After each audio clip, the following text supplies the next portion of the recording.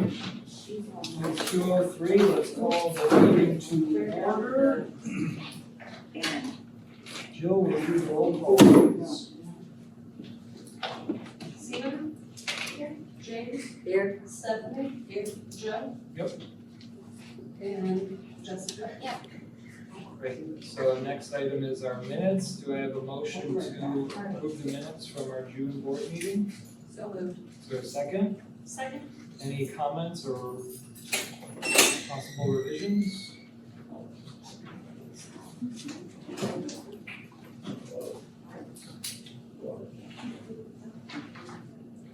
Bueller? All good? Roll call, please. Seaman? Aye. James? Aye. Stephanie? Aye. Joe? Yep. Jessica? All right, next item is resident council. Oh, sorry, I skipped, sorry, public comment. Any public comment? Anybody have public comment? Leanne, she said you wanted to, I mean, you don't have to. There's no pressure to make a Our comment. park is really destroyed, and I heard it's the public cities park. And the kids are getting hurt on some of the toys and stuff there, the seesaws broken. And I figured we should get it fixed, so no more kids can get hurt. Can you, just for the record, Leanne, can you give us your name and where you live and what park you're talking about? My name is Leanne Squire, I live up in Morgan Village. And the park has been there since I was a kid. So the park is in need of repairs, okay? Well, thanks for bringing that to our attention. Is there anything else? I was wondering if we're able to do anything for some of the adults that have brought up to my attention. Such as? Like doing like an adult movie night as well. That's all I can think of that they brought up. And they, who are they in this case? There's a couple elderly people that live up there, they can't get out very much. Okay. So they're wondering if there would be some sort of event where we could do a movie night? Okay. I have a question for you. When you said, what did you say about the park? I didn't catch what you said. I didn't hear you. Did someone told you it was? Broken and a kid got hurt on the seesaw. Oh, okay. I thought you said that someone said it was the city's Yeah, thing to fix. Oh, someone told you it was the city's thing to fix? yeah, Even though it's in the project? yeah. I thought the housing She authority, said Dan Harris told her it was a public park. I thought the housing authority maintained that park.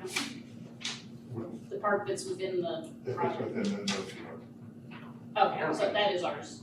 Okay, I just wanted to know, like, who told you that? I don't think the city does one.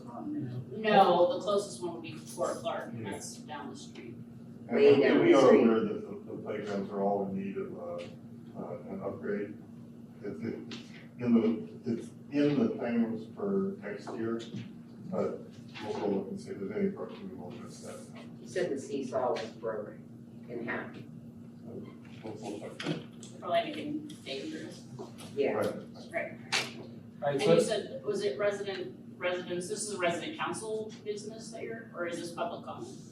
I was just curious. We had a meeting and a couple people came and we just had to discuss about it.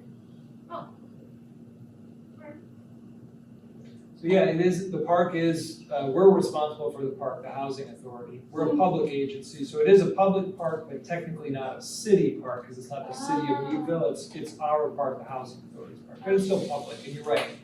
If there are repairs needed, and it sounds like there are, it's now noted, we're gonna try to get to those immediate fixes, and then we're also thinking, like John said, sort of bigger picture on all the playgrounds across the different, sites, to try to find the money to repair those and upgrade those in the near future.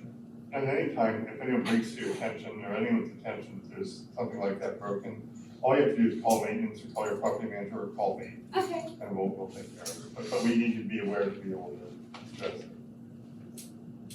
Thank you. Thank you very much.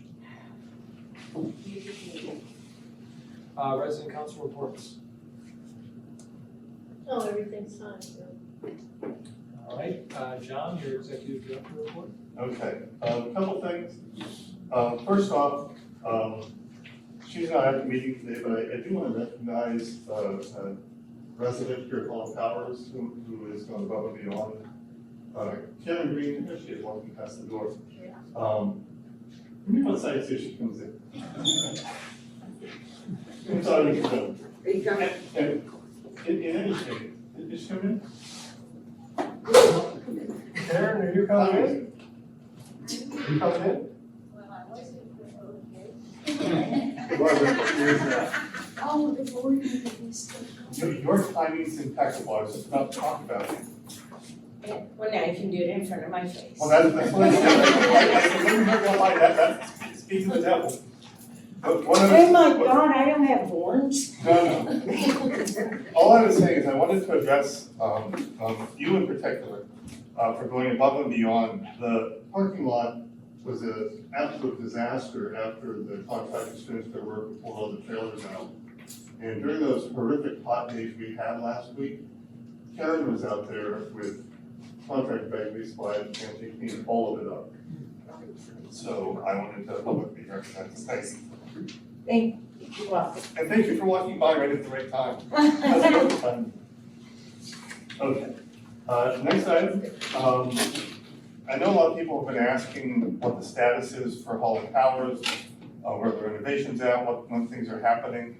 I can't give you a whole lot of detail like you'd like, but I'll tell you where we're at with it. For all intents and purposes, phase one is done. As you noticed, all the contractor trailers are gone. However, they have not released the units back to us yet, so we can't be moving people back in yet. In conjunction with that, there's a little bit of a kerfuffle with HUD. The units that HUD thinks are offline are not the units that are offline, are not the units that we have in our Horizon software. So HUD's working with HUD to fix that, and with that, and then when the contractors releases, we will start moving people back into the renovated units. I think one of the reasons they haven't released them to you is because I found out yesterday, there's a lady going to all of those apartments that were used for storage that does not work for you, cleaning all of those apartments. That's because- probably from TIP. I don't know, because she couldn't get The it. contractor, they actually send in one of their other agencies. That's what they did when the first site was done. That's probably what and that's part of what has to be done. They have to clean them because there's contractor dust, for a better term, for the units to be moved into. So when we have a better idea, and it will be soon. The next thing that's coming, we will be doing the electrical upgrade for the south half of the building, so that all those units get electric ranges as well. And that actually will be an actual item. It's on your board packet because it went out to bid June 26th, and you'll be potentially ratifying the contract for that work to begin this fall. When that begins, that's going to also be a little bit of a mess, but a shorter mess. There will only need to be, right now where we've had 49 units vacant, there will only need to be 16 units left vacant. People will be moved out of their unit for, I'm told, no more than 2 months. And while the new electrical sources put in, the new ranges are put in, and the apartments will be given a fresh coat of paint as well. So that you don't just have a new range, it'll look better. They will also be at that point finishing the ceiling on the first floor. So that's been left open right now while they finish up what we need to do with the electrical things coming in the fall. You know, some of those that you have stored can be used again, but there's others that. Most of them broke. cannot, most of them were disposed of, they were in bad shape, but it'll all be made to look proper again, when that comes. That'll be, assuming the contract gets ratified today, it'll be under bid before September 1st, and they'll be starting here in the fall at some point. So that's the most detailed updates I can give you at this point in time. The last thing I have, I've got sitting next to me Kirsten from Stout. We told everyone that we were doing, we had gotten a grant through the Heinz Foundation in Pittsburgh to engage Stout to come in and do a site-wide health assessment, basically, of how the Housing Authority is doing on a multitude of fronts. And a lot of you came to meet and greet last night. There's another one tonight up at Gill Village, and there's Maryville Commons. And there's been a number of other things they've done, and they'll eventually be presenting a report to us. But that's in a nutshell, and this is Kirsten. It's nice to meet y'all. Thank you so much for participating in the surveys and meeting with me on a one-on-one basis. I really appreciate it. Thanks for being here. We appreciate you. Yeah, Kirsten's gonna solve all of our problems. Oh my. Your shoulders just got wider. All right, thank you, John. Next up is Tommy Joe. Okay. So 2 new leases in June. 8 annual recertifications and 1 interim, 1 notice to vacate, and no evictions. And for Gil, we had 2 new leases and 5 recertifications and 1 interim, 1 eviction notice. And we had 7 housekeeping inspections. And we had 10 for Elm Morgan Scatter Sites. My new inspector over there did a good job. Very good job. Helped me tremendously. And I think we did pretty good on the inspection wise. It wasn't too horrific or anything like that, so it was pretty good.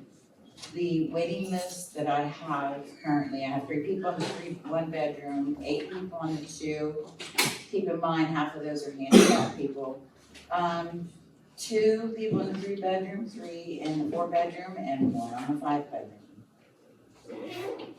So the 1 bedroom waiting list is now officially real for the Yes. families.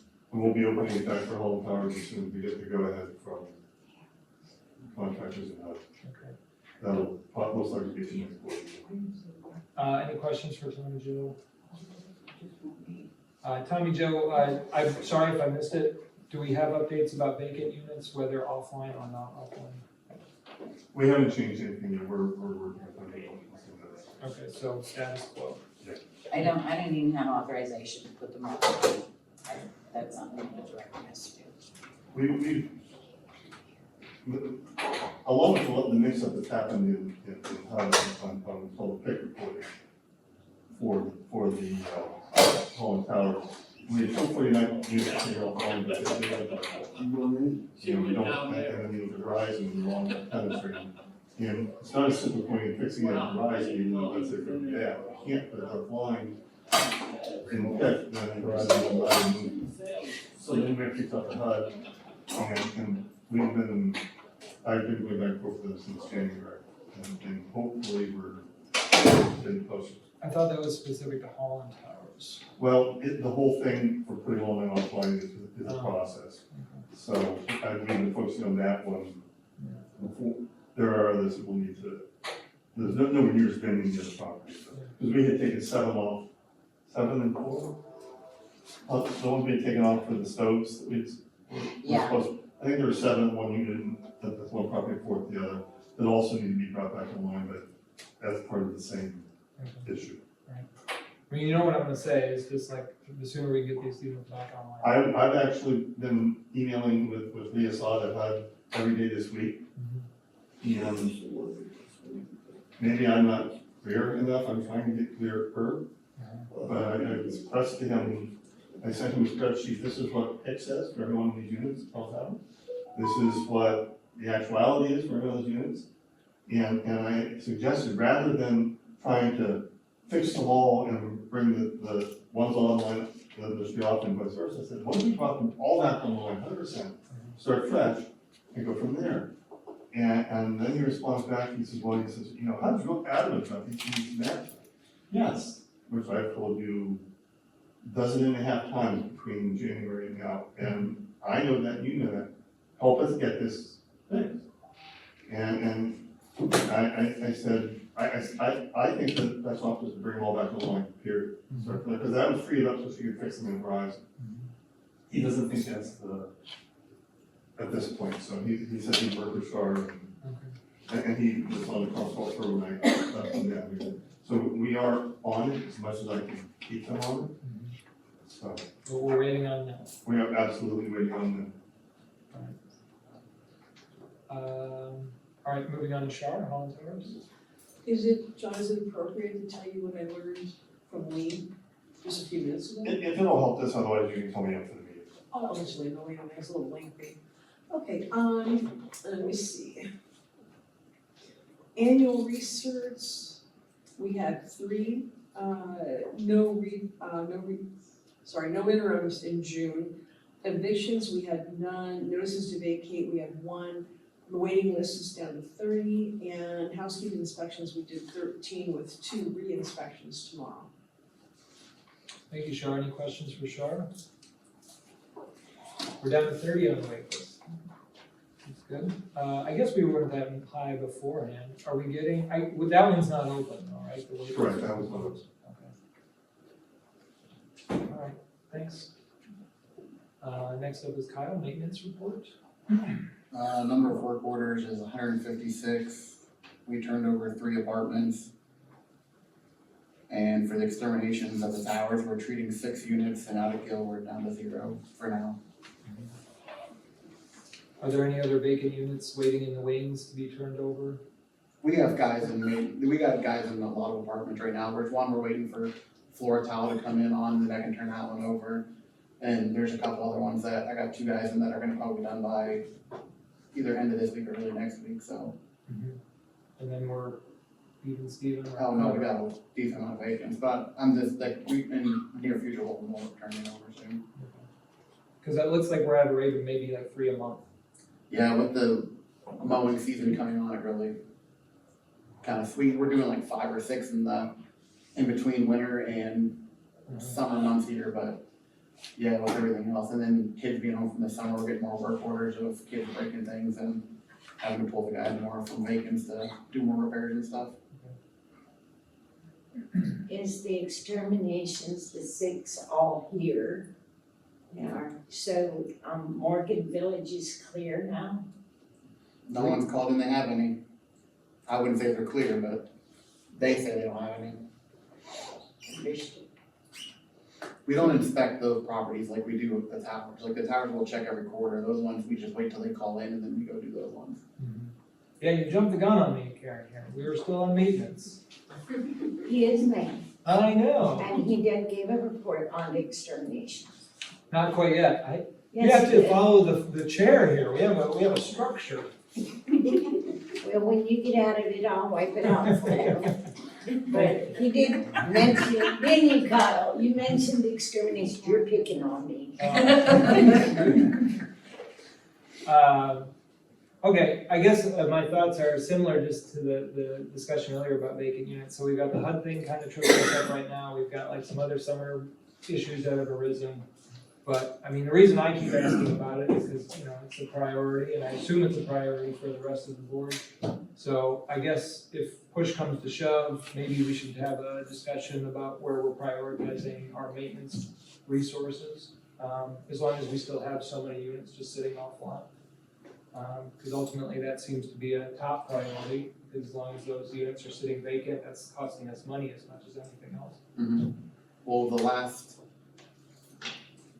6 vacancies we got, we're completely left with the entire house of things. So on top of this, I'm also having guys taking like a couple hours, random days to going in with the trucks and trying to like bag up stuff and bring it out to our dumpster. So that's also slowing us down by having to bag up the entire household of stuff. The last 6 of them were like that, so it's been definitely tying us up to that room. All right, thank you, Kyle. Is there any further questions? Were the 6 things behind all evictions? I would Or are they in danger of being evicted? I would imagine. I don't know for sure, but the last 6 ones I did inspections on were all trashed like that, so. Chris, you have any insight on that? You know, I don't, Tommy's probably gonna have to help me.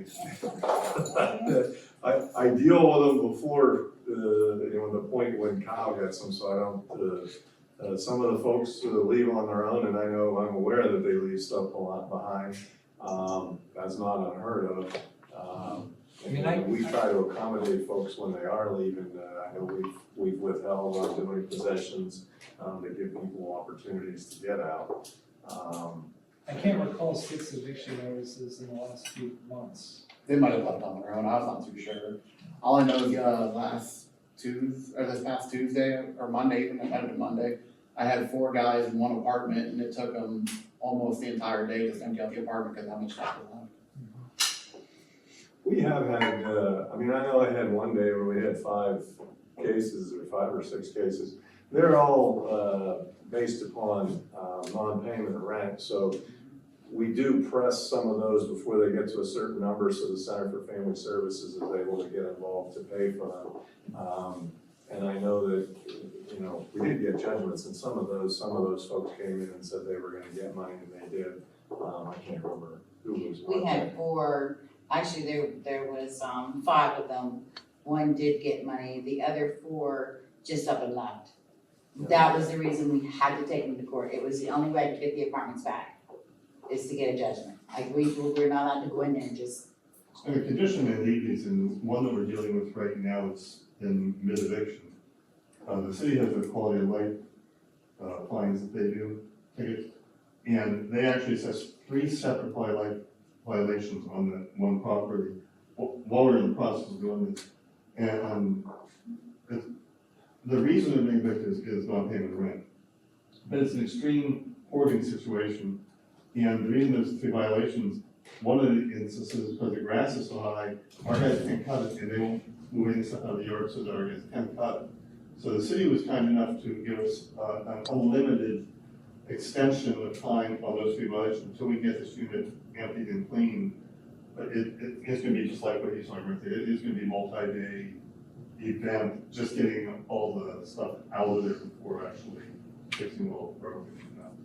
And Tommy's point's a good one. So I forgot about it. Some of these cases, the people were long gone before we've even instantly, we found out that they've taken off, so we ultimately go and get a judgment, so we're safe to be able to pursue the property, but there hasn't been anybody there for quite a while. And they do leave their stuff behind. It's perplexing, but, I know this is a little off topic, but this kind of really points to the need to hire that resident coordinator person to help people before they get desperate enough to abandon everything.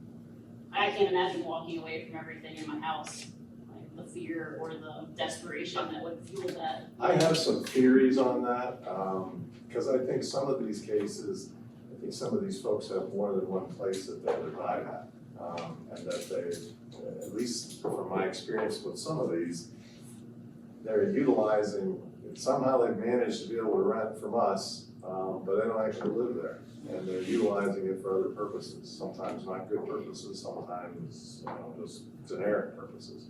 But that is, I have noticed that, that's weird, but I bumped into a bunch of those cases over the years. Well, this is the first I'm hearing about it, assuming the first week, is there a way to mitigate this? That doesn't sound good. We don't- Well, I suppose from Cena's point, because I'm assuming that we're learning about these people not being there from the neighbors saying, hey, look, nobody's been here for a month or 2 months or whatever it happens to be. So I suppose if we had somebody that was dedicated to just following those, folks, following up on them. I think Tommy, she's running a lot of different people, so that's not gonna be feasible for her to be able to do that. But I suppose that, if you had somebody that was having some sort of regular contact, then who's there. At this point, it seems like we have the annual housekeeping inspections, which we just implemented, but that doesn't seem like it would be frequent enough to have Right. a problem like this. Yeah, it's, for the folks that are doing things that are illegal, there's been some of that where they're essentially using these spaces as places to get together for drugs or whatever. They're gonna be clever about how they do that. And I suspect that the reason that some of these appear abandoned is some of those folks probably got picked up somewhere, maybe in another jurisdiction. But I know, I haven't noticed this so much lately. A few years ago, I started picking up on, that we did have some of those where, know, folks just essentially as suburban residents that they were utilizing to congregate with other folks that they shouldn't be getting together with. So it is hard to police that because they're putting in an effort to kind of try to hide it. Yeah. But this business with respect to people leaving a lot of stuff behind, that's, I mean, they always leave the place, at least the ones I'm involved in, it's usually a mess, but they don't have a lot of stuff to begin with. But the Kyle's right, some of these last few folks have just had a lot of stuff. And I don't know what the deal is there. And they're gone anywhere from 3 to 4 months before we realize they're gone. Yeah, power gets shut off and neighbors calling because they smell the fridge Oh, food. rotting from another house. You wouldn't know that. Now we have to throw away the if entire they refrigerator. rent. If they don't pay their rent, there's That's no, not the case, Karen. I have to let them, give them leeway to try to get their rent caught up. I send letters, they sign promissory notes. I mean, I can't but write them 3 every months, I mean, with no notification from them at all. Then when we find out, like Kyle said, the electric gets shut off, or the neighbors say nobody's living there, and I have to risk going in there and make sure. Kyle has to go in and make sure, and I have to go through the courts to get the apartment back. The same legal protections that protect people who are doing what they need to do, protect people who are also not doing what they need to do. There's laws she has to follow, she can't just. So I hope that this is a rare occurrence that you described of people kind of just using the place for nefarious purposes, but do we have anyone that's part of the human trafficking task force? I'm not aware of that. I mean, I will say, I observed more of this coming out of COVID, because there was a period where we couldn't pursue anybody. So there was a free period for people to get away with a lot of stuff. I don't see as much now with respect to that, but as far as the traffic end of it, I know from, I don't do criminal law now since my daughter's working in the DA's office, but when I was, I would see discovery reports and some of them would indicate things that were going on in property that the housing authority owned, where, I could see that, some improper conduct with respect to underage people, drugs, things of that sort. When you're representing one defendant, you're seeing the discovery for ultimately several cases potentially, and you can see where the rings, so to speak, are. And I know that there've been occasions where I've observed where there's an apartment within the housing authority that's essentially a meeting place for folks like that. I think that the staff here is pretty aggressive about rooting that out when they do that. It's easier to see with the towers here because there's more people and everybody's closer together. Out at the other sites, it's much more difficult. And I do think, at least in years past, especially around your second district school area, the police were letting some of that fester for a while because they were trying to get bigger fish. When I can see in the reports that like I might be representing the small fish, but you can see that they were aware of activity and they were watching it in order to see whether it was coming from Erie or Youngstown or, because there are, the Attorney General will get involved in cases where you've got bigger rings of drugs involved. So, that's the world we live in. These folks are doing, I think, a good job with respect to trying to deal with that. And that's why they're also careful about going into these places. You don't know who's making meth or who's doing, we had problems with one and so it can be dangerous for our workers to, so that they're gonna have to be careful with respect to that. You just don't know who you're dealing with. I think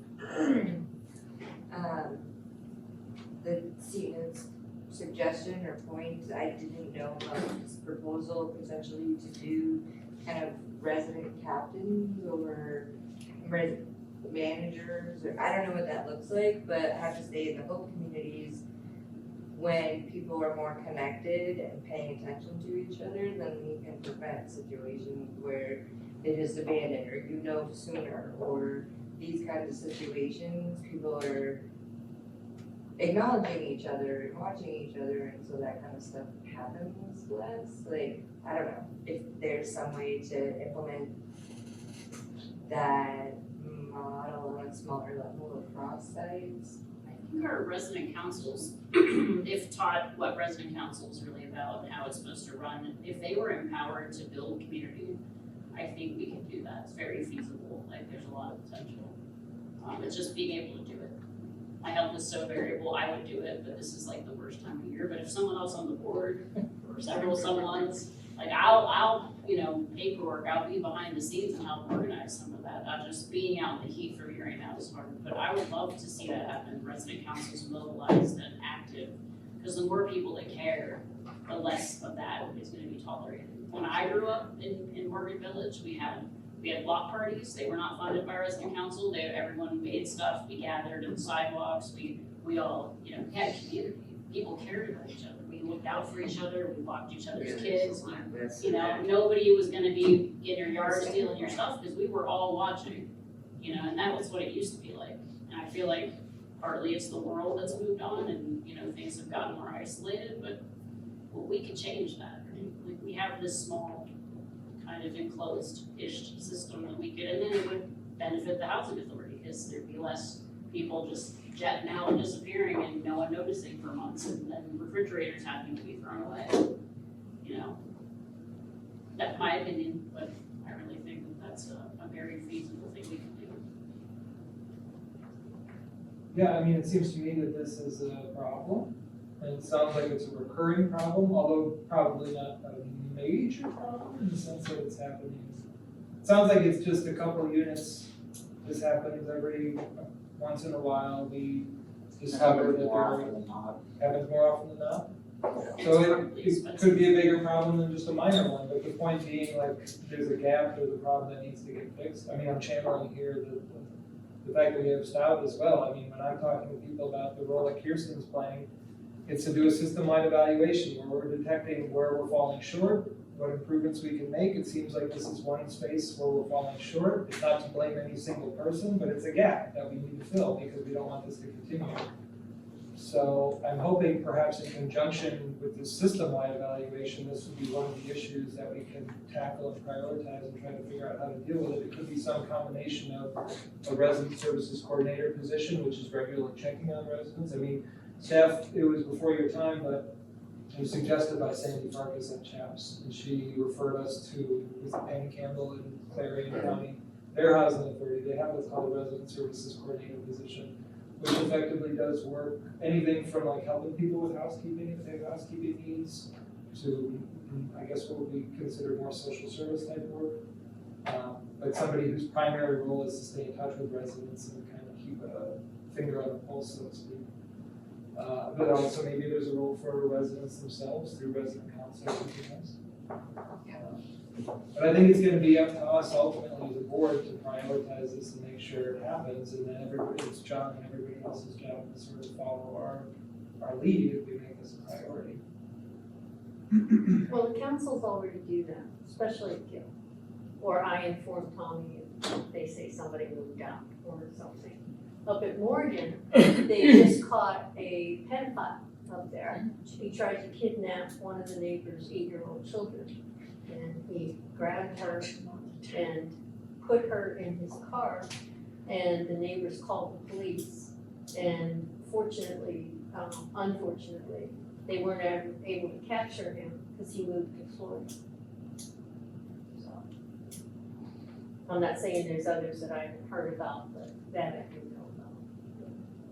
And maybe setting aside the criminal element, what I'm speaking to is more the general problem where people move out and they're gone for 3, 4, 5 months and we're not aware of it. Sure, no, I understand. And from what I'm understanding, I don't know that is resident council reporting it. It sounds like that stuff gets reported Does only the a few council- months down the road after like there's a foul smell or something. Yeah. I tried to tell the people a long time ago, because people were getting sick, nobody knew they were sick. And I tried to implement a buddy system in here 8 or 9 years ago, where I told them we have to look out after each other. If this can work out, then we would know if somebody is moving out. You see, somebody would know. But even your pull strings and their telephones, they can't always get to that pull string, they can't always get to that telephone. And then the things that you put in our apartments, I mean, that would be construed as invasion of privacy too. Those are actually, you're referring to the Halo units, and for the time being, those are not being monitored. Yes. And the reason they're not being monitored is because they're only in half the building. And it's not fair to, we can't say we're gonna monitor this half the building if they're vaping or smoking or whatever, but the other, we're not gonna bother because they don't have units. So until we can have those building-wide, which won't be for a while, you can ignore those. Those are not spying on you, and we're not doing anything with it. There's gotta be some kind of implement so that you do know.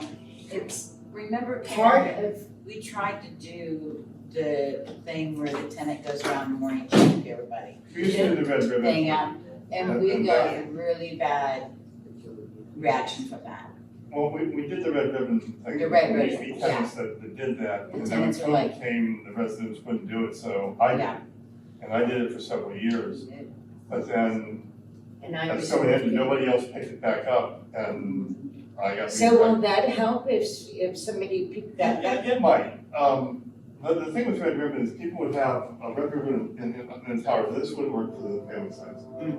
But in all the towers, they had red ribbon and blue ribbon. And when they needed assistance for anything, they would hang a red ribbon out, or they would ribbon at all. If they were okay, they didn't even bother, they would hang a blue ribbon. And you just walk down the hall and you check it. The upside to doing that is that's how I met most of the residents here. It was really, really good for building some community and meeting them. But it was somewhat time intensive, and when my priorities got changed for me, I didn't have time for it, there was nobody willing to step back up, tenant wise to do it. If you think it'll help, I will do this thing. Something like that could be restarted, that's not a bad idea. You'll have to teach me, but if I'll somebody see what I will can teach me. remember, It, I'll see what I can remember. that's a voluntary program and you had a number of people who did not want to participate. So it would not help them. Yeah, but it might help some in knowing, And if they didn't want to participate, then they could hang the blue ribbon, which some people did, and just left it there, meaning I'm fine to bother them. But what it did do is it got eyes and ears on every floor. And we have that to some extent right now, and have had for the last year with the fire watch. But the fire watch will be ending soon.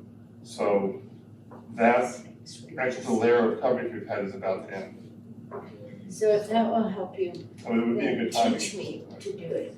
And I think back to the big picture here, we're having this system-wide evaluation, we're gonna have a number of recommendations put before us, and we have limited resources and capacity, so we're gonna have to be making some tough decisions in the future in terms of where we're devoting those resources.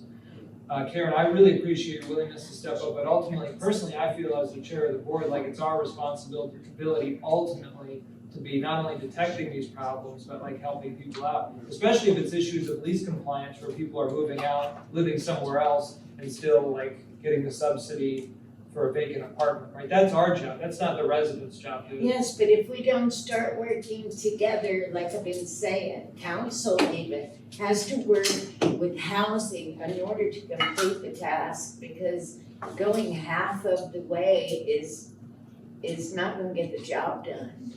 Right now, we're not doing anything.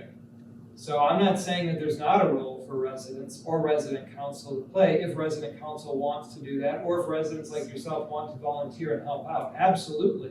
I'm not trying to take that off the table. But ultimately, the responsibility is ours. So we have to do something. The housing authority has to do something to deal with that. Oh, but you are so structured in and with her job, with Tommy J's job, I mean, she's got so many sites out there, she couldn't. Oh, that technique wouldn't work for my That's what size. I'm saying, it wouldn't, They make those little sensors that you can like see if the door is left open or not, right? Like we have one on our front door at home.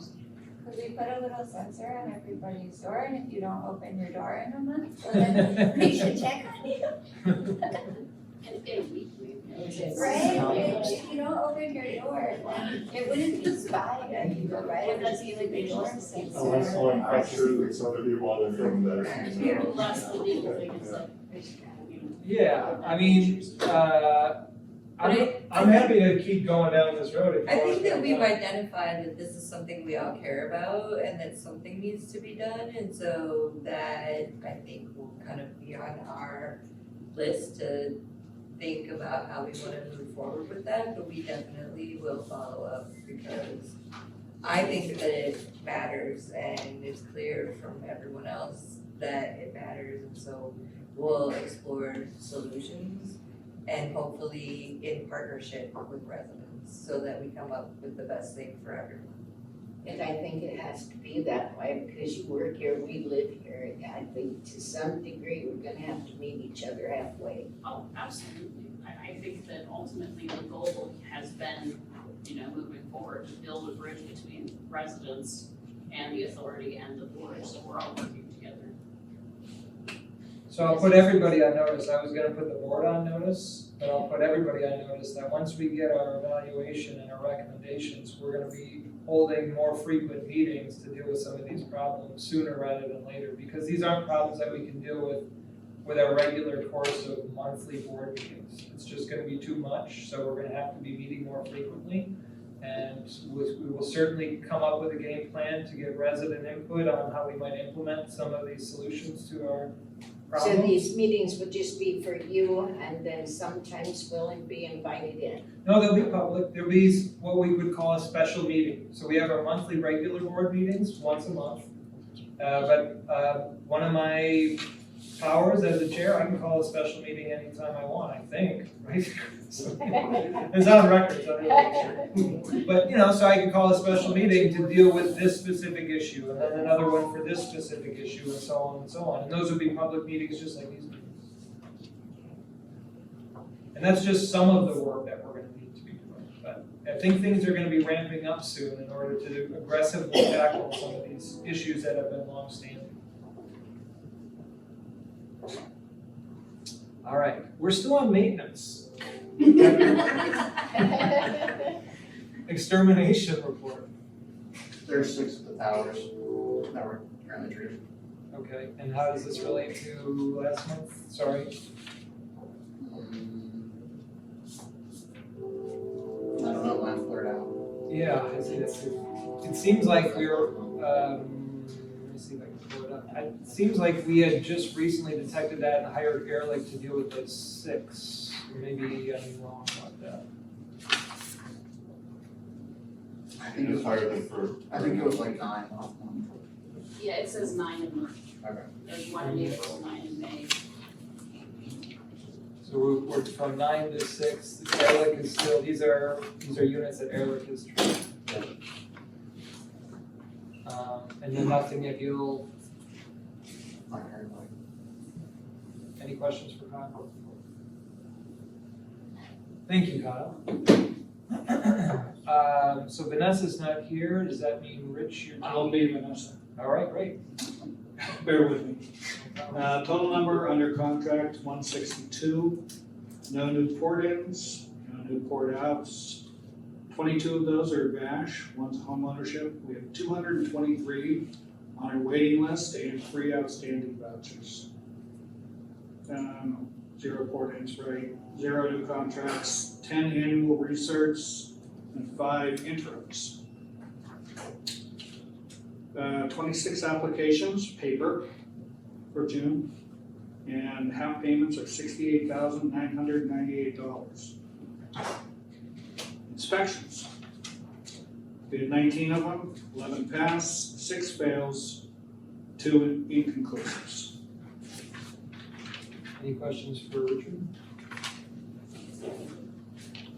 So we went up about, well, it's 29 on waiting Prepare list? for follow-ups. Okay. No, I'm just teasing. So what was your question? With the waiting list jumped by 29, I assume that's all those applications. So we had 26 applications, that pretty much covers those 29. Yeah. But also they're not officially on the waiting list until their application goes through the whole process, right? So are those, No, I think when you apply in person or online, you do get on the waiting list. We don't approve you or disapprove, or, you know, just for vouchers? Assuming all those applications are approved then. Because I don't people think get any of applied. those, well, has anybody approved that application, do you know? Under here it says applications number received. Right, I think that that's how it is. I think when we're looking at the waiting list, I wish Vanessa was here, but that's received. And that's, you know, first in, first out.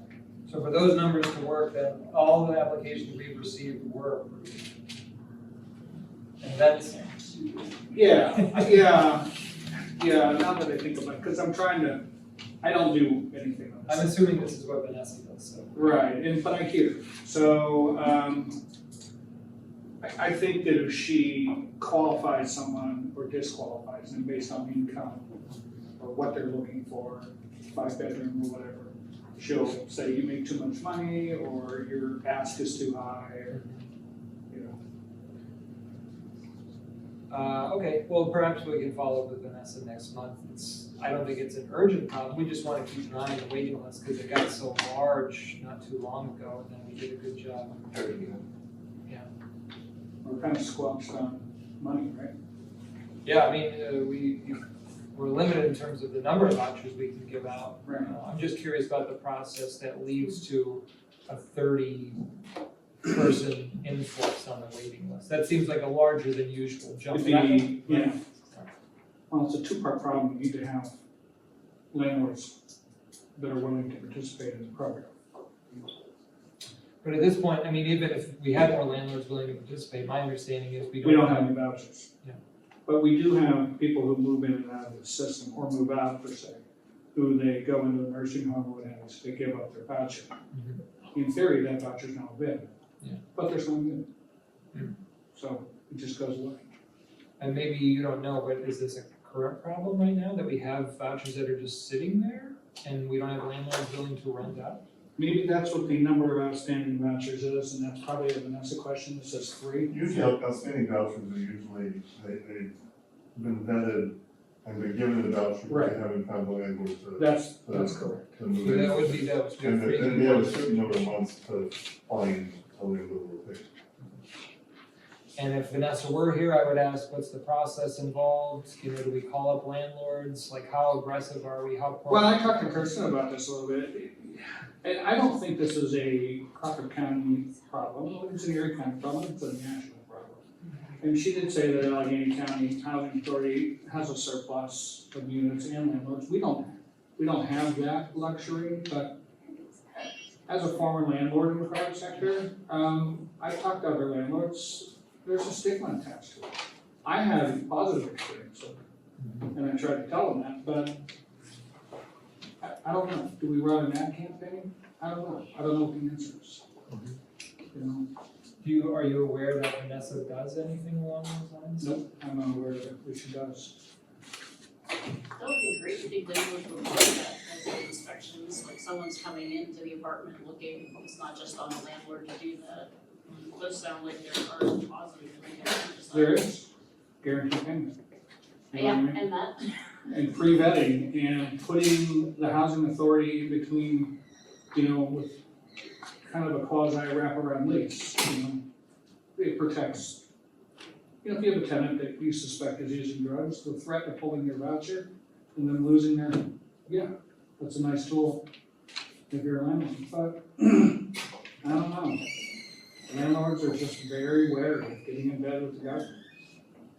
You know, they don't view the inspections oppressive per se, but they're like, well, I don't have to do this in the private sector, why should I do it? I can get more money. Maybe that's another problem too, and move up the amount that they will pay for federal, you know what I mean? So we could be competitive with Facebook Marketplace, I'm looking back at our previous notes, it seems like we've had 0 outstanding vouchers until this month, we've had 0 outstanding vouchers. The last time we had some was in March, so, and that was the same number as 3. Mhm. So it doesn't seem like it's a huge thing. No, It's- I don't think so. Any further questions for Richard? That's section 8. Thank you, Richard. Thank you, Vanessa. Mhm. Applications, Jill? In June, there was 26 total applications. For the 1-bedroom, I had 5 paper applications, 6 online. 2-bedroom were 3 paper, 4 online. 3-bedroom, 1 paper, 2 online. 4-bedroom was 3 paper, 1 online, and 1 paper, application for the 5-bedroom wait list. Any questions for Jill? Cool, so we opened up the 1-bedroom and then we had 5 total applications, or sorry, 8 total applications. The number for July, I got hit with a lot. It seemed like a lot more applications than I've gotten in a couple months. But even this month already, I've gotten quite a few more bedrooms. And again, we're calling why we opened that up, it was partly to allow us to, I forget what the term was. Overhouse. Because if you have someone who wants 1 bedroom, a third of a bedroom open, and they've risen in the wait list, and you've got a 2-bedroom, you can put them there. And that encourages them. Have we been allowed to take advantage of that since we reopened the 1-bedroom? There's already a 2-bedroom list, like there's people still waiting for 2-bedroom wait lists, so Oh, okay. am I right, Bobby, where? Yeah, a lot of those on the 2-bedroom are handicapped, we can't put them in the apartments that I have. And the 1-bedrooms that had come in, they are also handicapped. I haven't been able to find one that I could put in there. The 1-bedroom I do have available is an upstairs unit, and I can't put somebody elderly in something like that, they wouldn't be able to get down the steps. And I'm waiting on verifications to come back too. Yeah. From landlords, so Exactly. they're not fully complete yet, the ones that I've gotten, just waiting for that information to come back. Okay. Moving as fast as we Yes. can. Thank you, Jill. Next up is Barb with the resident initiators reports. Okay, I went to a Meadville Housing Resident Council meeting and a certain person told them that they could go to Kennywood and Waldemere for field trips, and they are not allowed. I think each one of you got the MOUs for both councils, and on page 6, I know John highlighted it, that entertainment such as amusement trips or theme parks, they are not allowed to travel to. Tenant participation funds will not pay for that. Sports events, bowling nights, and so also the council that was there, they were also told that I was not allowed to be there. So I called HUD, and HUD said that that person does not have the authority to do that, and if it happens again, I'm to call HUD, and they will take care of the matter. So I'm gonna move on here now to William Gill only, because these are actual costs for bus tickets and so forth. And I'll present that to the board. And I'm going to ask, once again, for $1,000 to each council so that tenants can have activities throughout the year. And their year ends March 31st. So the first one is that I have the Keystone Safari field trip. This is for Jill. The bus cost is $140, the room rate is $8, 25 people, at that rate is $200, so the total cost to go to the Keystone Safari field trip is $340. To go to the Mark, just one time, $7 group rate per person, $175 for 25 people, $70 for the bus. That cost is $245. The last one is a field trip to the Cayman Science Center, which is where they have a sports center, which is all educational for children and teenagers and even adults. It is $70 an hour, for the bus. And Jay states that the bus cost will be at least $560. The layover where the bus stays there for 4 hours is $35 an hour, that's $140. The total cost of the trip will be $700. Now, when you add all that up, and Gil has $2,500 right now, and you subtract their sundry items, supplies, they get Easter candy, they provide food at their meetings, they get Christmas candy, they're left with $815 to last them until March 31st. And so that's why I'm asking that both councils get 1,000. I can't do one for the Meadville Housing Resident Council because they cannot go to amusement parks. They are not allowed to do that. But they have $2,875. And that's clearly not going to carry them through the end of March for any types of activities that they come up with. So I'd like to vote that the councils, each council can get $1,000. Well, on that note, Barb, I mean, we reviewed this 2 months ago. Chris helped clarify things for us. The way that this is supposed to work is that you present a budget to John on behalf of the resident councils. John either approves or denies the money, and the Right. board isn't involved. Right, well, John knows all this, so. And for what you asked for already, we have enough money for that, so I will absolutely approve that. Thank you, John. The problem I think with doing this is in order to consider an additional 1,000, we would have to know, the board would have to know what that was being used for. We can't just give it to you to sit there and then say, well, now we're gonna use it. You can go plan out an activity and say it's gonna cost X amount, which is however amount above and beyond what we have, and then you could ask for that amount at that point, they could vote on that. That's what they'll need to be able to ratify. Well, I mean, I don't know what Meadville Housing Resident Councils do. I don't know, I mean, before, when Mr. Zinn and Marcia Yowie were here, it was automatically voted on.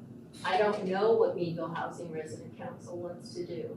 This is what Gil wants to do. What they want to do for the rest of the year, even they don't know.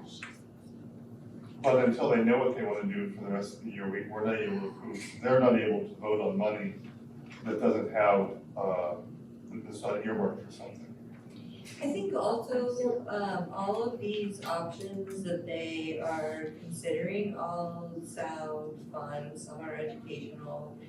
But They're all part educational. of what maybe some skills transfer that we could be doing to the members of resident council is helping them understand an annual budget, and then they have until March 31st, and so if they spend this money this summer, then they only have so much more, unless there's an excellent opportunity, and then they would bring that to you, and you would make the argument that they need the additional funds for that excellent opportunity. Otherwise, like, we have a budget for the year, and we haven't been able to stick to it, because world is hard, but like we still try to line item like everything for the entire time and get close to, right? So I think that my first instinct is not just to like give additional money without accountability for them thinking through the entire year and making sure that they're spending funds in the ways that the residents would benefit from most. Residents holistically, not just certain families. adults, or not just families with kids, or, right, like, I don't know, Well, and I, everybody's invited, they all get a flyer, so everybody's invited, but you can only take so many people. right, And that's why it's always first come, first served. You Yes, don't wanna I pay for 2 buses, right, just 1 bus. Yep. So, I can ask Gil what, if they have other things clear out until March 31st, but, ask me. well, I mean, part of it is kind of prioritizing as well, right? So I don't think that we would be against additional opportunities that they come upon in the future. Yeah. But instead of just increasing their budget without any sort of idea of how those funds will be spent, it doesn't seem like a precedent that we wanna continue. Well, yeah, that's the way it used to be. It was just one full dollar amount and it was passed in April. This is now July. Or when I, So, Joe. I'm part of the board and I was wondering if we could do a trip for the kids to learn how they process chocolate and learn how many they sell a year and what we put in our bodies and stuff. so you're part of the council at Market Village? Yeah, I was thinking that if it's education, because the kids would have fun and the adults would have fun. Learn stuff, how much they make every year and how much they sell. So yeah, what can you, maybe you and Barb can both help us out here. What is the process for determining what types of activities the resident council is going to initiate in a given year? It's the council officers that determine. I don't tell them what to do. They decide what they would like to do. I'll give them some options. Do you want to do this or that? Sometimes yes, sometimes no. And so they'll come up with something like Leanne just came up with. And where is this chocolate factory, Leanne? I think there's one in Pittsburgh, I had to look. it up. Pittsburgh. Okay, so you're talking, Good amount of money. you're talking some money, okay, and that's fine, but, okay. Well, we'll get together, Leanne, and we'll determine, and I'll do the same with Gil, and they'll try to, Maybe Gil will like it. yeah, Gil would like that, We never done it before. I know. thought about it. It's Yeah. educational, you get to learn yeah, what, how much they put in there and right, how much you make. right. So we'll work on that, okay? All right, So yeah, Leanne, it sounds like, so the process is, and again, Chris, if it's fresh in your mind, the MOU, but the process for this is that resident council, you and everybody else on resident council, you get together, you decide, hey, what do you want to do this year with some of those funds that you have? It could be a trip like the one you're talking about, and resident council determines which activities they want to prioritize. And then perhaps with the help of Barb, you could put together a budget to see which activities you're able to do. And again, the point that Barb is making is that it has to fit this MOU, this memorandum, because there are certain activities that are allowed and some that are not allowed. But ultimately, it's the resident council that prioritizes what activities you'd like to do. Am I right on that? Yeah, the way this is set up is the resident council would create a budget, obviously, we're gonna have to help them do that. Not to create any additional confusion, I mean, I'm sure John's probably on board with me on this. The language in what was sent to you, is probably helpful for you as a board to see some of what was provided in the packet. We're talking about the dedicated purpose of the event, so not to make this harder for the resident councils, but just going someplace, there has to be an actual purpose that fits within the code. I think that when the code was developed, HUD provided more trainings and things so that you could schedule a training at Kennywood or whatever, so if you spend an hour there doing a seminar, then you can spend the rest of the day riding the rides type of thing. I don't think those kind of things are offered now, so you have to be a little bit more creative in being able to have an event that qualifies under the rules. Now, ultimately, that'll be John when he's seeing the budget to make sure that they're falling within that. But So they're not just eliminated from going to an amusement park, they just have to partner it with something that meets the dedicated purpose of the rules. So, I mean, I think we can police that when they provide what they're gonna do, but they have to be able to identify that in advance so that John can figure it out. Leanne, do you know, do you and resident council have a copy of this MOU that kind of outlines the things that you're allowed to use these funds on and stuff that you're not? I haven't got one yet. I have one here for you. Okay. Okay, I'll give you the. Or can we make sure that all members of every resident council get a copy of this MOU? Yeah, Gil already has their copies, they know, The okay? one that's in your packet is the legal counsel Yeah. side, I was. And I think all the outlier ones, they use that form, so they're all the same, I think. Yeah, Other they're than all the same. Towers one, yeah, but. And that form came from HUD. I don't think that, we do have the ability to, if the board wanted to make recommendations, to lighten it up a little bit if we wanted to. Yeah, I mean, it's sort of on the spot here, but I've got it pulled up, it's in our packet. But it seems pretty broad, I mean, it's really just, there's a checklist of things that are unallowable expenses, like amusement, what's called diversions. Only if the dedicated purpose is amusement. You gotta read that line up above it. Here. So you could do amusement, like you wanna go to the Seawolves game, that's fine, but if you partner it with something that meets the rules. Under Park the is, CFR. like, if they wanted to go up to Walmart, they go up and make it a science center and Walmart. I have one question. It does say any directly associated costs for the events in the categories above, including tickets to shows or sports events, meals, lodging, rentals, transportation, and gratuities. So wouldn't the tickets to go to Walmere fall under the It can't unallowable? only be that. So like I said, the overall purpose, so if you're going to a science center and an amusement park, the general thrust is, what HUD wants is that you're going to something that's going to improve that in some way or form with the science center. And then you're already there, you can help, and that's how you use the park. Yeah, exactly. And you can piggyback. You can't just go to Walmart, you can't just go to Kenny, but if you park there or the other, it meets on the park.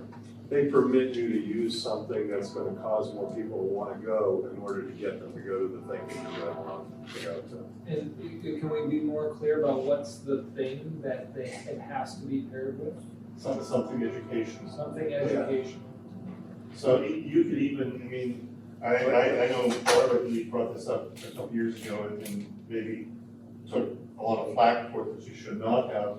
But if you had adults who, for whatever reason, wanted to go to the casino, we can't send them to the casino.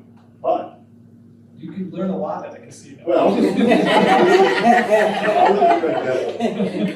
But you can partner with something else.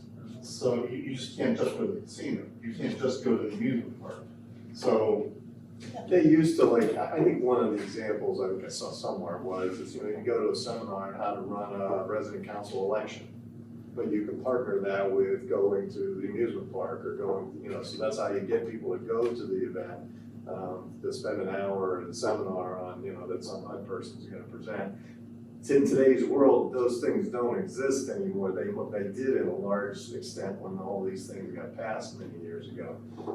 And we just don't offer or the federal government doesn't offer what they used to offer. So taking trips, you know, I'm sure for like the bigger entities, you know, they were taking trips to Washington DC. And, you know, spending a day learning about whatever, and then, you know, going to the various places in Washington. So that's where this comes from. I know that we've been pretty flexible over the years about trying to be as liberal as we could about what education is versus letting folks do fun things. So that's kind of what we're getting at here with you, your different boards, so you wouldn't experience that. And I don't know, really 2 directors ago, probably Bill was doing a lot of this stuff. And I don't think the board was really that involved in it unless they needed a special outlay of money for some, you know, significant thing. And Bill would explain that to the board, but otherwise the board wasn't hearing about any of this unless they asked about it. It seems like we're just doing a few big things, so versus smaller things that would help more people, like trainings or like I'm all for like field trips, like I think it's great to get out of Meadville, right? Like you need to see the wider world, but I would expect in a yearly budget to not just see those few big ticket items. I would expect to see all of the like smaller things that we're doing to improve the quality of life for everybody. One of the trainings that HUD used to want to foster training for the adult residents, to bring them up to speed, so to speak, so they can participate in the management of the housing. Like even for teenagers, right? Like teaching leadership skills and job readiness skills. But you have to find those things. And like when they had the thing where they were trying to get residents up to speed to be able to actually participate in policymaking and management of the housing authority. But then HUD dropped the ball in terms of, they don't offer any of those trainings anymore. So finding those little things or things to teach someone how to balance a checkbook, or how to make a budget, or how to cook a dinner or anything.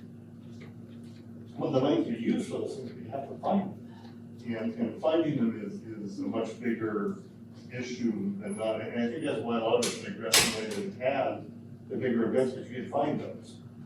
And to find the mass training, particularly in Meadville, you know, and maybe something, those things could be set up with, you know, if you wanted to, you know, for instance, where it's want to reach out to like a local accountant or teach some of these things. But as a general rule, to find these event type trainings, particularly like what HUD was originally looking at 10, 20 years ago, they don't exist. And I think it's important, I mean, for the purposes of our meeting today, and Leanne, I'm glad you're here, just so we're all clear, what is the process for both determining what activities are gonna take place during the year and the budget for those activities? And again, correct me if I'm wrong, Chris, it sounds like the process is you all, resident council, you get to decide what activities do we wanna do? Does it fit the guidelines of the MOU? And then how do we budget for it, given the money that we have, right? Absolutely right. So, I don't know, what's the current process for determining, so, because usually we hear from Barb. Barb usually reports on behalf of resident council and says, here's what resident councils are doing this year. What's the process for figuring out what you're gonna do every year? It's just everyone disagrees with me and Barb most of the time, like, yeah, we'll do this, yeah, we'll do that. But that's all we mainly do. I present things to them, like, to me, a zoo is very educational. And, you know, they all have conservation policies, and the kids can learn from that, so can adults. So obviously, the Canaan Science Center is very educational. The Mark, the kids get to swim for a couple of hours, okay, they love that. And they have, obviously, teachers there that will teach children who never swim. Okay, teach them how to swim. That's just a one-time thing, and they can go for a couple hours during the day. Okay, it's been so hot out, obviously the Mark seems to fit the bill, since they can't go to Wallamere. You know, and then we just kind of bat ideas around, and I'll research it and see if it's doable, because if it's too costly, it's not gonna work. And then I present it to the council, and it's up to them what they want to do. And to circle back to Steph's point earlier about finances, managing budgets, who prepares the budget for resident council? Well, I would be with resident council while we're preparing the budget. You see, okay? So they're prepared at resident council meetings, is that you all come together and put together a budget?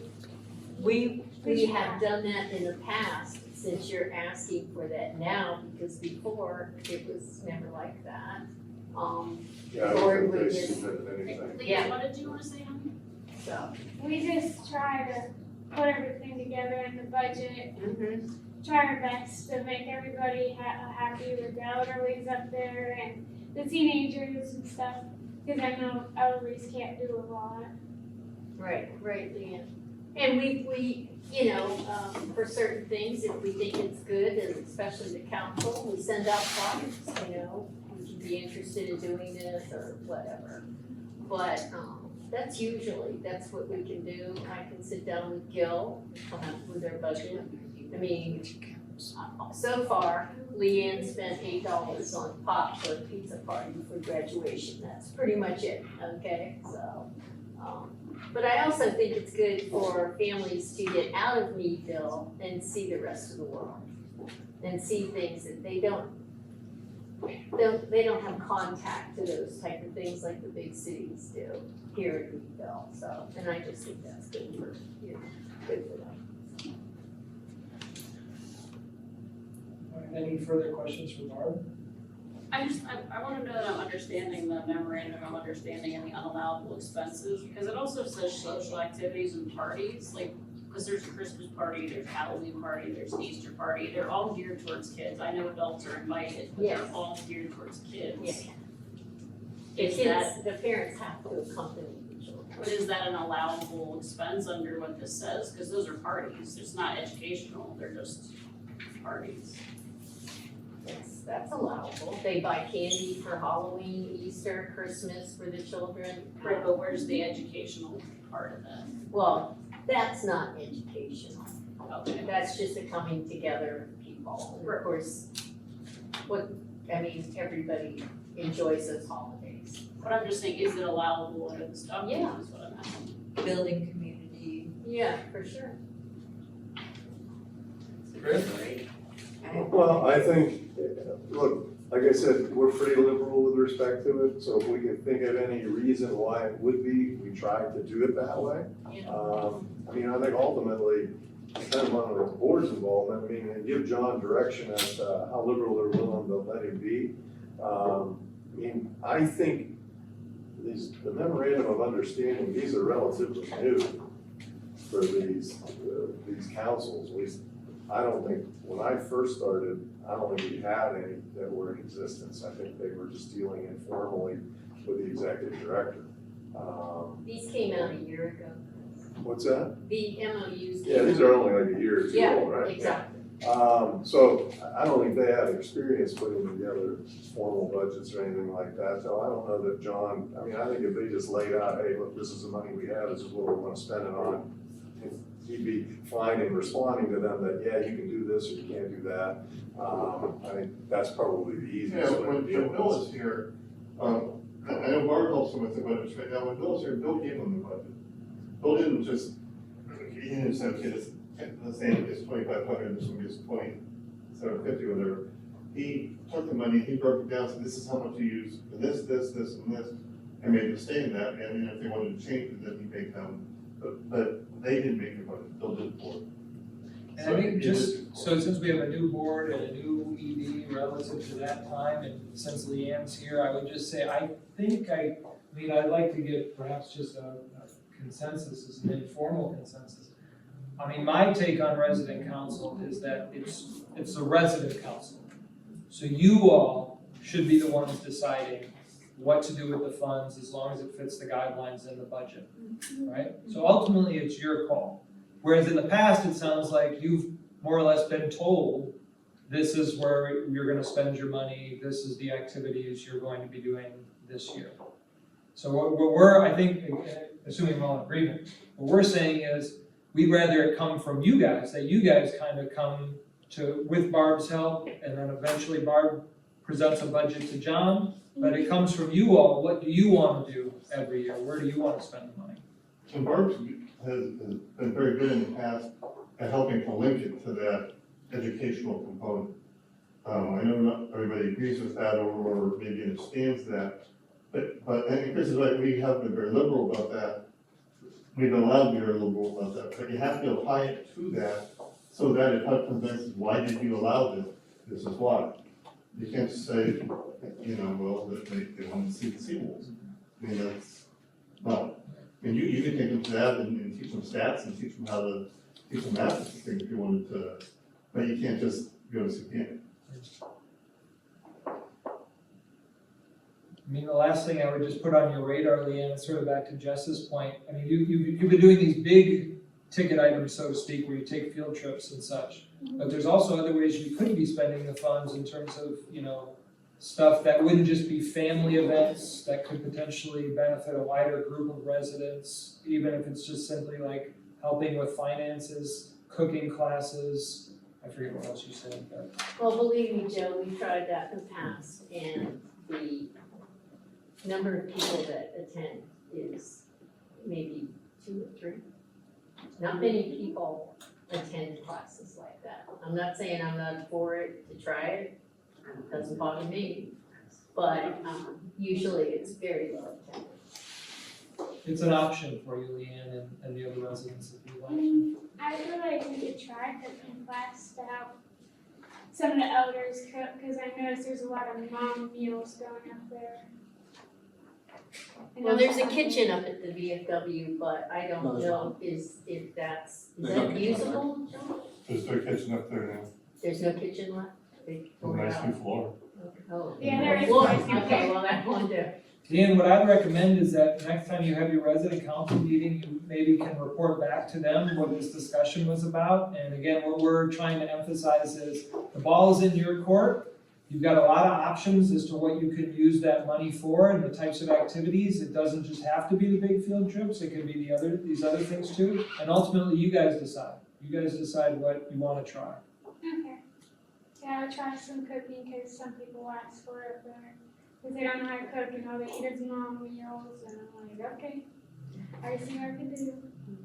Especially the elderly. And if I understand correctly, the MOU says that most of the people need to be served, not just a small group. Yeah. Well, they have to. The activities must benefit most residents of the community. Most residents, not, The problem with that is that not all residents have the same interests. You see what I mean? This is So, why we have a lawyer here to parse through the language. but you know what I I'm think the saying, most some is based people upon would like that. opportunity to participate, not necessarily how many Okay, participate. so there you go, did you catch that, Karen, in the end? Right, so it's about activities that present an opportunity for most people.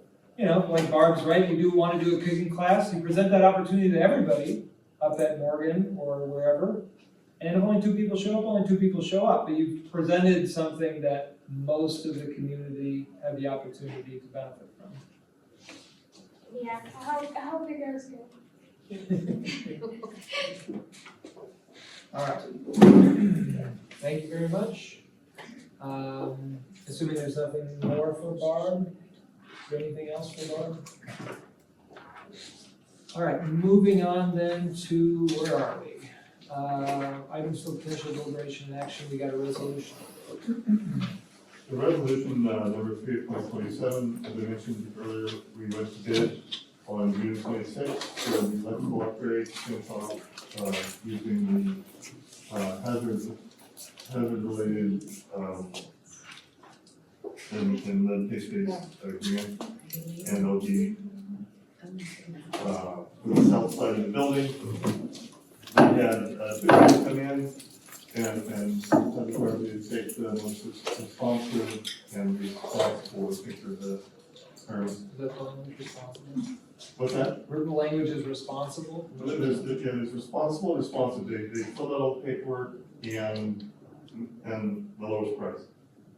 And, the resolution is asking to award the contract to McCurley Houston. McCurley Houston is the one who's actually done the electrical upgrades on phase 1 of Holland Towers already. They're also the ones who, are responsible for putting in a brand new fire alarm. So they're very familiar with the building and the wiring needs of the building. And they came in with a quote of $717,000, which our architect felt was reasonable and actually slightly under, I believe, what they were projecting it from the cost estimate. So that's what we're asking. If once we get it under bid and ratified, then I can present it to HUD, and by having it under bid, then prior to September 1st, we don't lose those funds. Can I get a motion to approve the resolution? so moved. Is there a second? Also, All right, any questions for John? Hearing none, I'll ask for a roll call, please, Joe. Sina? Aye. Jay? Aye. Stephanie? Yes. Joe? Yep. And Jessica?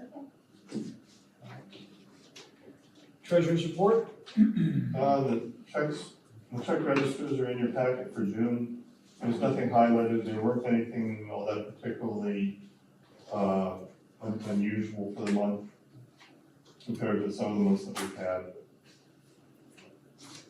All right, can I get a motion to approve the check register? Is there a second? Okay. Any questions for John about that? Hearing none, I'll ask Jill for a roll call vote. Sina? Aye. Jay? Aye. Stephanie? Yes. Joe? Abstain. And Jessica? And then last but not least, our income statements. Financials are in your packet, it shows, as we have been, for this fiscal year, that we're only operating a loss, but a significant portion of that is based on the fact that we paid all the insurances for the year already, and, some of the additional costs we had with utilities. And just to give you a heads up for next month, this isn't in the packet, that there will be, as you might have noticed, we have air conditioning today, which we did not have last month. The compressor in here died, which was not cheap, but it's been replaced in money. And Wednesday of next week, I'm having a new rooftop unit put over the daycare unit down at the Learning Center, which is also not cheap. But under the small purchase threshold, but that will skew the numbers. Can I get a motion to approve the income statement? So moved. Is there a second? I'll second. Any questions for John? And then, I'm thinking back to Jess's comment at the last month's meeting, eventually we'll get those numbers in there for the annual budget. We'll get there. There's, We're always gonna be running at a loss as long as our annual budget is zero. on the plus side, the auditors, the official auditors are coming in August, and then they usually have our audited report by October-ish. So you'll have the fiscal year into 2026 official numbers by October. I will do my best to have the other budget numbers in here by then. I apologize, my schedule's a little thin on spare time, and to put them in, it's gonna take me some time. I will get to it. Roll call vote, please, Jill. Sina? Aye. Jay? Aye. Stephanie? Yes. Joe? Yep. And Jess? All right, any report from our bylaws committee? Your meeting Sunday. Right? Yay! Step one, Look forward to an set update a meeting. next month. Any new business that you all want to put on the table? I had some questions about some things that I'd kind of forgotten to bring up, but I was reminded from them. The floor tiles, I think I'd asked about this before. At some point before COVID or during COVID, all the floor tiles were supposed to be replaced at all the projects. It was some part of the asbestos abatement thing. Does that sound familiar to everybody? Anybody? We just did on the two, we just did the one site. So that wasn't all the projects? Cause I got a notice saying, you prepare for this, cause at this month, like, you're gonna have to move, you'll be out for 10 days, we'll move you That's back. in the kitchen. Floor tiles, it was just for floor tiles. I got a notice, did you get a notice about the floor tiles? Yeah, but I I don't know where it went. I have it somewhere, but that was never completed, well, so all the floor tiles weren't completed, so are we out of compliance with some kind of No, asbestos the- abatement thing? The asbestos abatement happened, when did you get those delivered? Oh, That man, was- sometime No, ago. I still have mine somewhere, cause I keep everything, it was Did they like, replace the flooring in the unit? it was right near COVID, no, No. mine never got done. If they didn't None do of it, there's ours. no reason to do asbestos abatement. The reason they would do that is because in lifting a tile, the mastique that holds the tile down is asbestos. Ah, So if they're going to disturb that, then they have to come in and do asbestos abatement. okay. But if they didn't disturb it, if they didn't change anything, there's nothing to abate. We Okay. had to do the same thing here, when we did Holland Towers for this whole renovation, they had, they checked the whole building for asbestos because, again, you're replacing all the flooring in the units and it's in the mastique.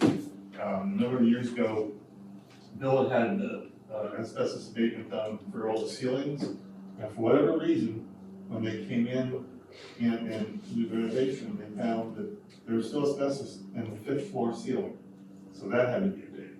Because when there wasn't lines up there, they were going to be disturbing that. If they're not disturbing anything, asbestos isn't dangerous just being there, it's dangerous when they disturb it. Ripping up the carpet, ripping out. Does that include like cracking tiles? And it's not the same thing, it has to do with them scraping off the mastic. Okay, I was just curious because it was something that I had asked about before, because it was like, I got a notice and it said to prepare to move, in this next month, that Yeah, they'll be doing I a can't- whole project. I don't know And then it why never- they never finished the project. That would have been They a never Bill, finished. that would have been a Bill Thomas thing, that was way before. Yeah. No, that was what Vanessa was, And they did the No, floor. it was Thomas. was it Thomas at the It end? was Thomas, that's Towards the why end of the set. I don't know what happened to my notice. Oh, okay, well, I can Well, find mine that's somewhere. being done since I've been here, prior to this, was when we did the kitchens at, Elm, right? Is that when they did the asbestos abatement there, Well, was they it? did kitchens at Elm and Morgan, And where? Elm and Morgan, they did Elm kitchens. and Morgan. But they did the floors at Elm and Chula, like that section. Yeah. Morgan never had anything on the floor there. Yeah, they didn't do Do it. anything up there. I don't think that's ever, I don't remember that being a part of the job though. If I can find it, I'll bring it to you just so you Yeah. can see, like, They may have been planning. It Last was. passed. They might have just sent out notifications to the wrong, to both sites, since it's technically all 101 in like that's project 1 for Elm Morgan is all one. They might have just sent one to everybody, even though it was only just Yeah. Elm Street, I don't when know. Dan Harris did my inspection and I pointed out floor tiles that were cracking to the point where we were tripping on them, he was like, oh, don't worry, they'll be up here to do the floors, so you don't have to worry about these tiles, so that's why I was like, But they never did. no, they didn't. No. My second concern was the bathrooms and the mold issue, which I know everyone said there wasn't an issue. Are we gonna investigate that? Because when I moved out, as I was moving out, the mold was coming back through the surround that they had come up and removed the visible evidence of. So, and I know other residents have had mold in their bathrooms, and it's just been since the remodel. Now, somebody that worked on the crew, who used to live in housing, does not live there anymore. When they did those remodels, he came to me and said, in 4 or 5 years, you're gonna have mold in these bathrooms because they're not installing the surrounds right. This was a guy who was working on the crew. You met him, he used to live across the street from you. And at the time, I didn't think anything of it, right? Because, I took it as a note. And then when I started hearing that other people were having mold issues over the years, I was like, oh gosh, was he right?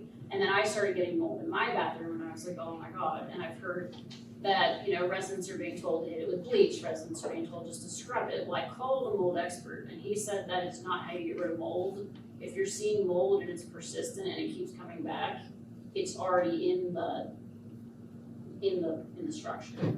So I haven't got any complaints, so I don't even know how to address what you're asking. I have the pictures, I know that. No, I know you guys did it when you lived here about 2 years ago, I'm saying, I have not gotten any complaints currently, so I can't even address.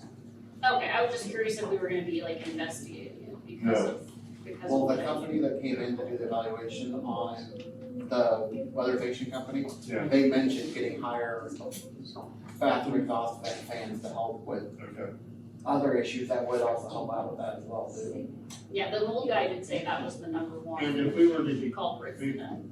admittedly, we're not doing the upgrades anywhere else this year. But if that were brought to our attention and we were made aware that it is existing, then we could consider putting that into the capital fund in the next year or two and upgrading the exhaust. But as far as our main plan, it doesn't, at this moment, I wasn't aware of it even being an issue, so. Okay, well, I'm just bringing it up because I Yeah. meant to and then I keep forgetting it. The other issue is with the kitchen counters. Oh, wait, before you go on, Joe, she would like to say something about the mold in the bath. Yeah, I had it when I first moved in and you guys got rid of it and now it's spreading to the Have ceiling. you called in a reporter about maintenance now? Not yet, because I was trying to get rid myself so you guys wouldn't have to struggle. You need to let us know.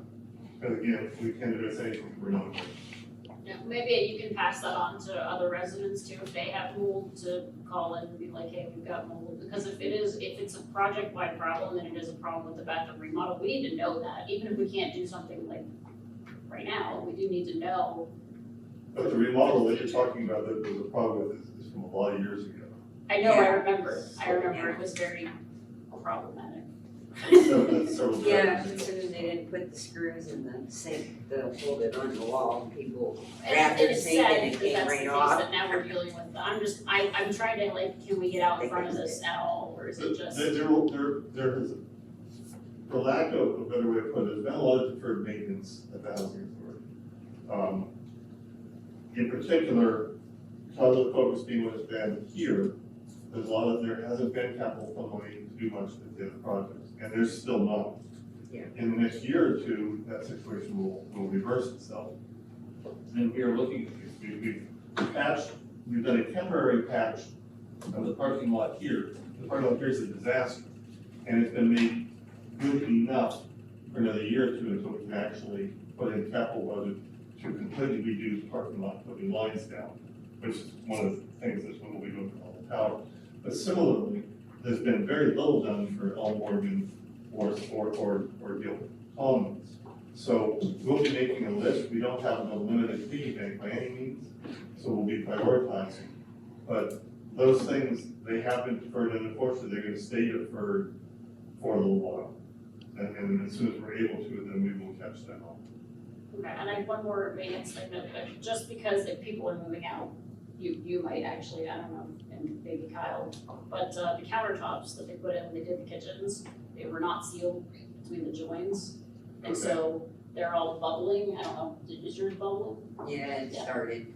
And again, I just haven't called it in yet. Right, I'm just saying it to get it on record so that residents don't get blamed for it, because like, I didn't do anything, it started bubbling and I called it in and they're like, oh, and then like anywhere that it like meets where it was, maybe should have been sealed, it wasn't. And so I don't think residents should be charged or penalized if their countertops are I bubbling. don't think they are. Right, I'm just bringing it up just to protect residents because, you know, not from.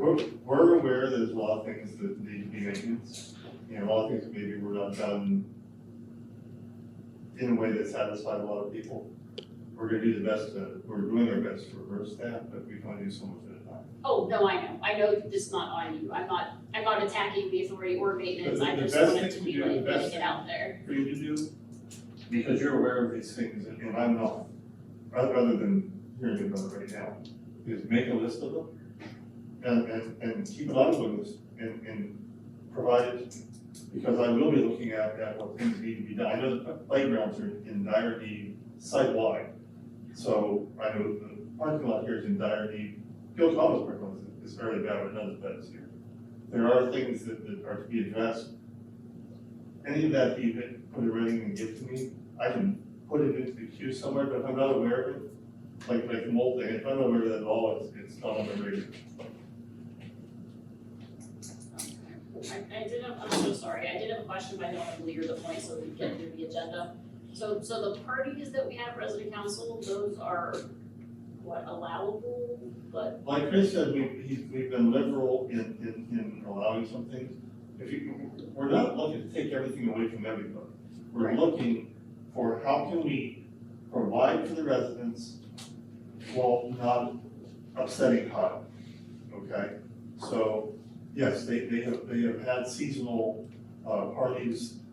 You're talking, seasonal party, you're talking about $50 usually, you can't. It's $8 is what I spent last time. I don't think HUD's gonna care. What they're gonna care, if we give you guys, if we give someone $500 in candy for a party, yeah. well, I guess it wasn't the parties themselves, it's the fact that they're geared towards children, so I feel like that leaves out people without children, That, leaves all out that the necessarily elderly. means, nobody else suggested something else for the adults. We can suggestions. They need suggestions. Our job and Barb's job isn't to make sure everybody has something for everything. It's to suggest ideas and the council to say, well, we wanna do this, we wanna do this, we wanna do this. But wouldn't it be Barb's job to make sure the activities were geared towards the most people in the No. project, is she's not Our like, job is that, here's an activity, how many people want to sign up for it? Like she said, if they wanna do a cooking thing, when 3 people come, then that's all that has to come. If we have a bus that's gonna go to some event, we can only take how many people fit on that bus. So it's gonna be a first come, first serve, and you can't say, we're gonna get buses for everybody, because that's not the budget. So you can say, okay, they can afford a bus, which will be however X number of people, and it's first come, first served. That doesn't mean that it has to serve everybody, that means it can be available to everybody to sign up for. And if you want them to have activities for segments that aren't being represented, then they need to suggest those, present those, have council come and say, we want this. And then we can see, does it fit in this? Can we do it without upsetting HUD? Can we do it while meeting our requirements? And that's what we're gonna look at. It doesn't have to, like Karen said when she was here, everyone's not gonna agree no matter what you do. Paula Towers is all adults, and they don't all agree. So so many of them family site where you've got adults and kids, you're absolutely not gonna be able, it's not gonna apply to everybody. So you pick the events, if it's all adults, if it's all kids, if it's all whatever. Figure if it fits in the guidelines, what we'll love to work with, and present it to us, and we'll see what we can do. Okay, I'm just a little confused. What exactly is Barb's role then? Because I've heard people say she's not supposed to tell resident council what to do. Then I've heard now she's supposed to suggest things for them to do. What is her role exactly? Just for Well, I know clarification. her role isn't really, up for debate here. Her Oh, I'm role not is, debating, I'm just asking. her role is to be a liaison for the resident councils, and she helps them with activities. And if it's not the activities that they want, then it's up to them to suggest other activities. I mean, she predominantly is the one most knowledgeable on how to fit things into that environmental structure. So, if primarily kids are taking advantage of that, whether that's because that's all who is interested, or that's just focused on, well, both, it doesn't matter. If you want to incorporate adults or kids for older kids, whatever, they're gonna have to suggest something. It's not up to us to find it for them. It's up, that's what the council is to say, hey, we want to do this. And I'm sure she probably encourages them or suggests that she's familiar with doing. If they have something else they want to suggest, they can do it and should. But we haven't seen it. So the things that they have suggested most recently are absolutely not allowable, the way they structure them. So we've given a lot of ideas at this meeting how they could structure them. And they could, with or without Laura's help, they could try to structure so that it fits in something we're allowed to do for them. But it's up to them to decide what they want to do.